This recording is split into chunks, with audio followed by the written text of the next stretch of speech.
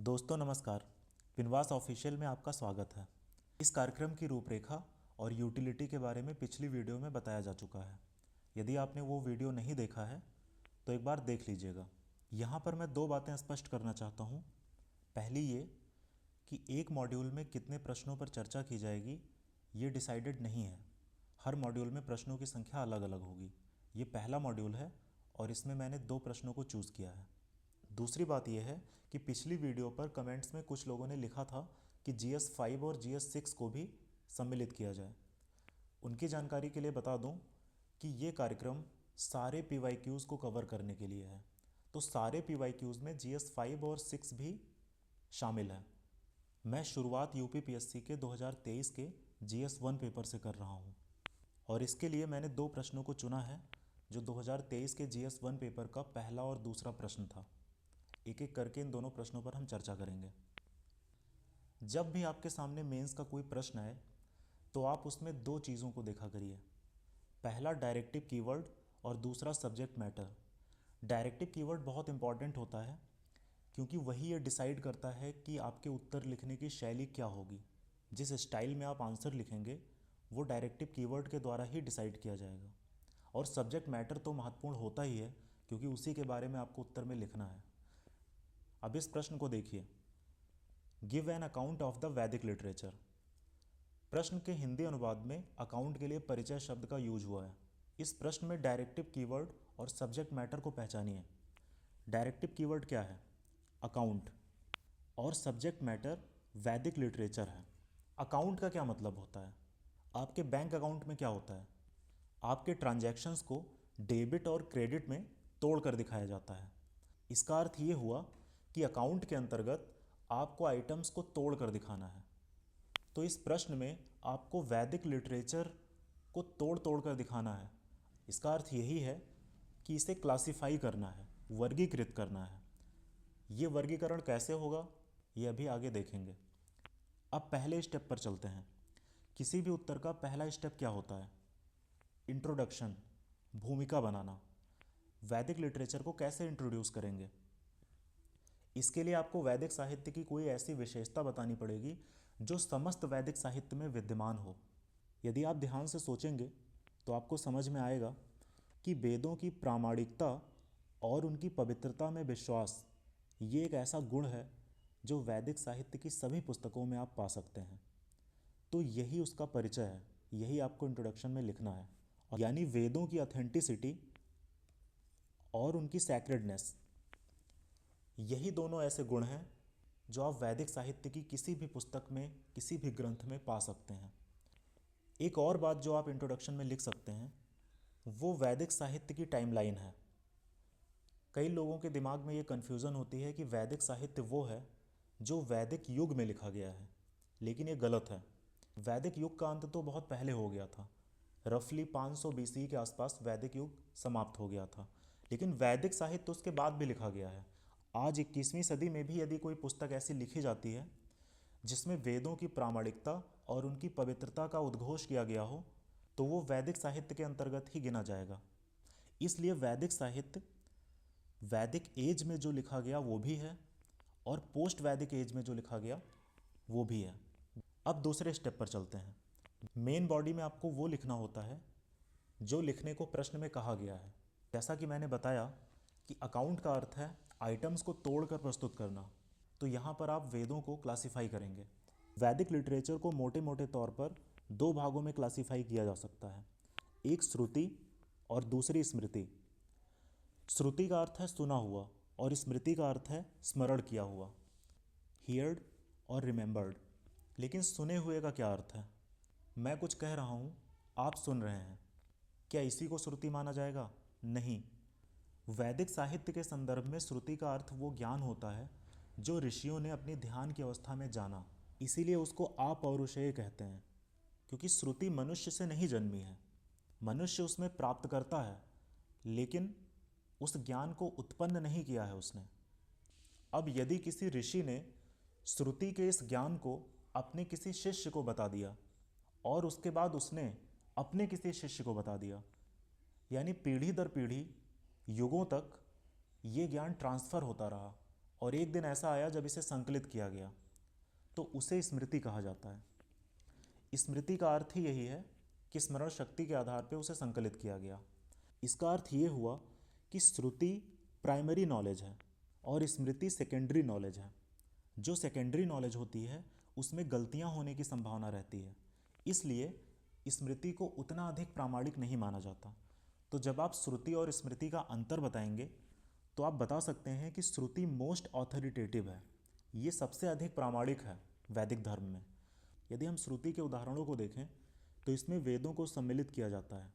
वेदों को 4 भागों में बांटा गया है: संहिता, ब्राह्मण ग्रंथ, आरण्यक और उपनिषद। यदि हम स्मृति के उदाहरणों को देखें तो इनकी लिस्ट बहुत लंबी है। इनमें से कुछ प्रसिद्ध उदाहरण यहाँ पर मैंने लिखे हैं, जैसे वेदांग, महाकाव्य, पुराण, धर्मसूत्र, उपवेद, दर्शन। अब हम इनके बारे में एक एक करके देखेंगे। जैसे वेद 4 हैं: ऋग, यजुर, साम, अथर्व। वेद पढ़ते हुए आप अनुभव करेंगे कि उसमें सांसारिक सुख सुविधाओं की कामना की गई है, जैसे उनके पशु अधिक दूध दें, उनके खेतों में अच्छी उपज हो, उनके संतानों की आयु अधिक हो। इस प्रकार की डिज़ायर्स उसमें दिखाई देती हैं। यहाँ पर एक बात समझ लीजिए कि वेद जो है वो एक अम्ब्रेला टर्म है। उपनिषद भी वेदों का हिस्सा हैं, ब्राह्मण भी वेदों का हिस्सा हैं, आरण्यक भी वेदों का हिस्सा हैं। तब भी ऋग, यजुर, साम और अथर्व, इन चारों को अलग से वेद कहा जाता है, क्योंकि ये संहिताएं हैं और इन संहिताओं पर ही ब्राह्मण ग्रंथ, आरण्यक और उपनिषद आधारित हैं। वेदों के बाद उपनिषद आते हैं। इनमें आपको दार्शनिक चर्चा मिलेगी। आत्मा और ब्रह्म इनका मुख्य विषय है। इनके उदाहरणों में आप ये दोनों उपनिषद लिख सकते हैं, छांदोग्य और बृहदारण्यक। ये बहुत प्राचीन उपनिषद हैं और प्रसिद्ध भी हैं। उसके बाद ब्राह्मण ग्रंथ आते हैं। ब्राह्मण ग्रंथों के केंद्र में वैदिक रिचुअल्स हैं। वेदों में जो अलग अलग प्रकार के यज्ञों का उल्लेख है, उन यज्ञों को किन विधियों से किया जाए, उन्हीं की विवेचना ब्राह्मण ग्रंथों में की गई है। इसका एक प्रसिद्ध उदाहरण है शतपथ ब्राह्मण, जिसका संबंध यजुर्वेद से है। इसके बाद आरण्यक हैं। यह शब्द अरण्य से बना है। अरण्य का अर्थ होता है वन, अर्थात आरण्यक वो ज्ञान है जिसे ऋषि मुनियों ने वनों में बैठकर संकलित किया है या लिखा है। जब कोई विद्वान व्यक्ति मुख्य धारा के समाज से हटकर वनों में चला जाता था और वहाँ पर रहते हुए चिंतन करता था, उस चिंतन के आधार पर जो ज्ञान उसने सृजित किया, उसी को आरण्यक कहा जाता है। आरण्यकों को उपनिषद और ब्राह्मण के बीच का ब्रिज माना जाता है।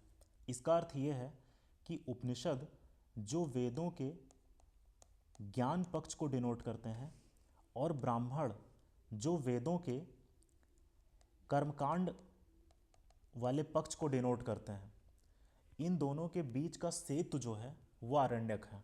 अर्थात आरण्यक में कर्मकांड भी आपको मिलेगा और दार्शनिक चिंतन भी आपको मिलेगा। अब स्मृति के बारे में देखते हैं।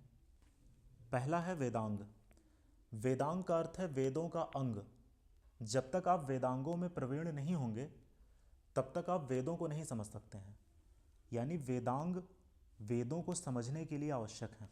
इनकी संख्या 6 है जो मैंने यहाँ पर लिख दिया है: शिक्षा, छंद, व्याकरण, निरुक्त, कल्प, ज्योतिष। अब दर्शन को देखिए। सांख्य, योग, न्याय, वैशेषिक, मीमांसा, वेदांत। ये 6 वैदिक दर्शन हैं। इन पर आधारित और भी बहुत सारे दर्शन हैं, लेकिन मुख्य रूप से यही 6 वैदिक दर्शन माने जाते हैं। इन्हें षड दर्शन कहा जाता है। सांख्य सबसे पुराना है, इसके प्रवर्तक कपिल थे। योग पतंजलि, आपको पता ही होगा। न्याय गौतम, वैशेषिक कणाद, मीमांसा जैमिनी और वेदांत बादरायण, या इन्हें व्यास भी कहा जाता है। इसके बाद धर्मसूत्रों को देखिए। धर्मसूत्र कोड ऑफ कंडक्ट है। एक व्यक्ति दूसरे व्यक्ति से कैसा व्यवहार करेगा, इसकी नियमावली धर्मसूत्रों में दी हुई है। धर्मसूत्र लिखने वाले कुछ प्रसिद्ध विद्वान गौतम, बौधायन और आपस्तंभ हैं। इनका नाम आप उदाहरण में लिख सकते हैं।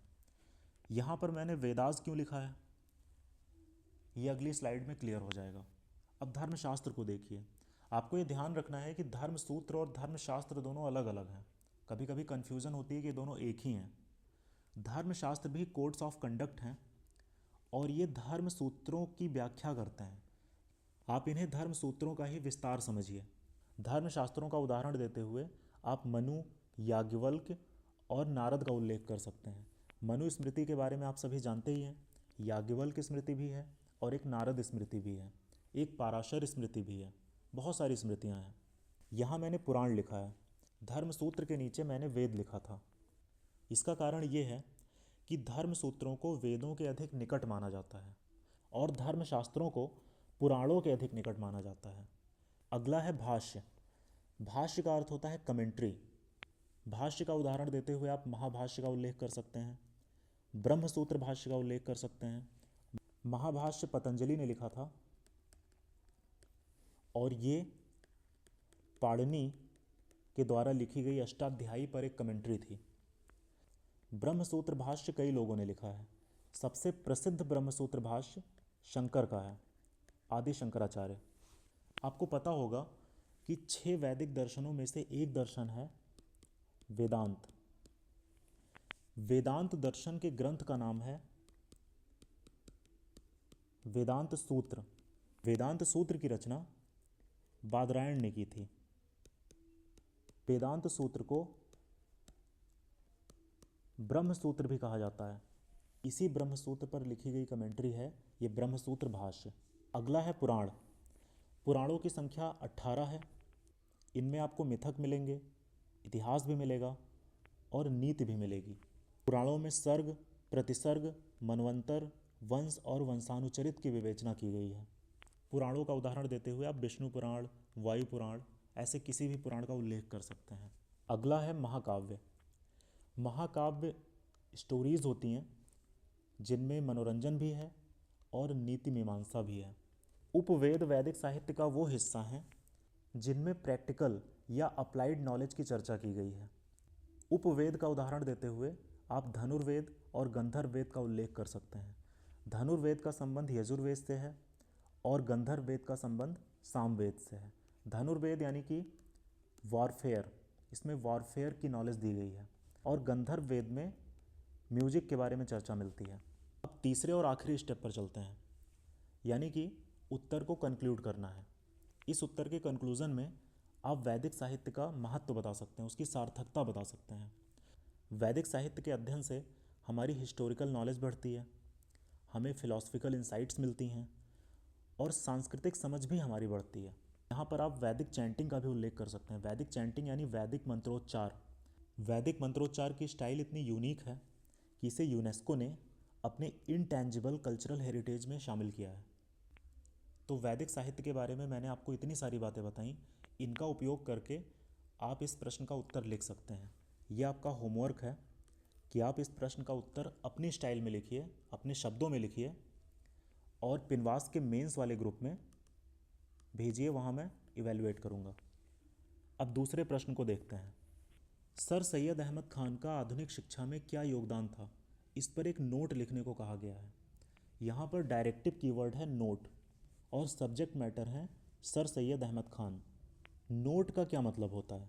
जैसे आप नोट्स बनाते हैं, वही नोट है। नोट्स बनाना थोड़ा सा व्यक्तिगत मामला होता है क्योंकि हर कोई नोट अलग अलग तरीके से बनाएगा ना।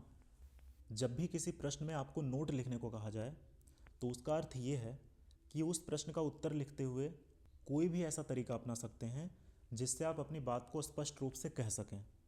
तो अब पहले स्टेप पर चलते हैं, यानी भूमिका। सैयद अहमद खान के बारे में आप क्या बता सकते हैं भूमिका में? पहली बात आप ये बता सकते हैं कि वो 19वीं सदी में थे। दूसरी बात, वो एक सोशल रिफॉर्मर थे। तीसरी बात, वो इस्लामिक स्कॉलर थे। चौथी बात, वो एक शिक्षाविद थे। इन चारों पॉइंट्स के आधार पर आप अपने शब्दों में, अपनी स्टाइल में एक छोटी सी भूमिका लिख सकते हैं। अब स्टेप 2 पर चलते हैं। आपको बताना है सैयद अहमद खान का कंट्रीब्यूशन, जैसे उन्होंने कोई स्कूल कॉलेज बनाया हो, कोई आंदोलन चलाया हो, उनकी पुस्तकें या मैगजीन्स और उनकी विचारधारा। एक एक करके इन सबको हम देखेंगे। यदि इंस्टीट्यूट्स की बात करें, सैयद अहमद खान ने मुरादाबाद में 1859 में गुलशन स्कूल बनाया था। 1864 में अलीगढ़ में उन्होंने साइंटिफिक सोसाइटी बनाई थी और सबसे प्रसिद्ध 1875 में मोहम्मडन एंग्लो ओरिएंटल कॉलेज की स्थापना अलीगढ़ में की थी। यदि हम उनके आंदोलनों को देखें तो उन्होंने अलीगढ़ आंदोलन चलाया। अलीगढ़ आंदोलन के माध्यम से उन्होंने मॉडर्न एजुकेशन को प्रमोट किया।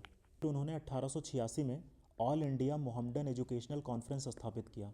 ये कॉन्फ्रेंस हर साल होता था और इसमें एजुकेशनल रिफॉर्म्स के बारे में चर्चा की जाती थी। सैयद अहमद खान का तहजीबुल अखलाक बहुत प्रसिद्ध है। ये एक मैगज़ीन थी।